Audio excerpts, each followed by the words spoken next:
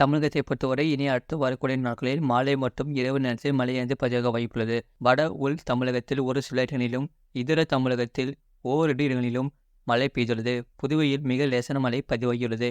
காரைக்கால் பகுதிகளில் வறண்ட வானிலை நிலவியது. அடுத்த 7 தினக்கான வானிலை முன்னறிவிப்பு மற்றும் எச்சரிக்கை.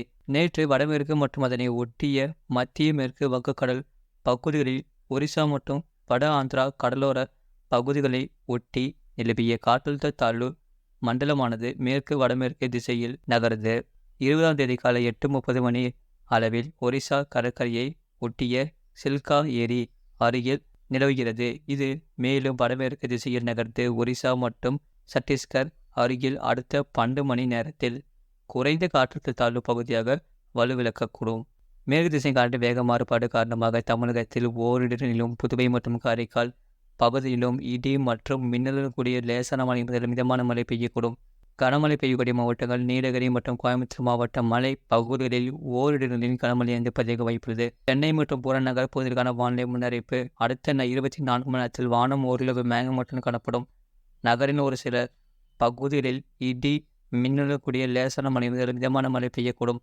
அதிகபட்ச வெப்பநிலை 34 முதல் 35 டிகிரி செல்சியஸ் ஒட்டியும் குறைந்தபட்ச வெப்பநிலை 27 முதல் 28 டிகிரி செல்சியஸ் ஒட்டியும் இருக்கக்கூடும்.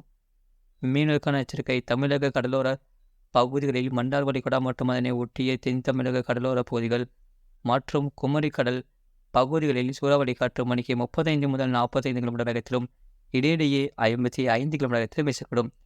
வங்கக்கடல் பகுதிகளில் வடக்கு மத்திய வங்கக்கடல் வடக்கு ஆந்திரா கடலோர பகுதிகளில் சூறாவளி காற்று மணிக்கு 45 முதல் 55 கிலோமீட்டர் வேகத்திலும் இடையிடையே 65 கிலோமீட்டர் வேகத்திலும் வீசக்கூடும்.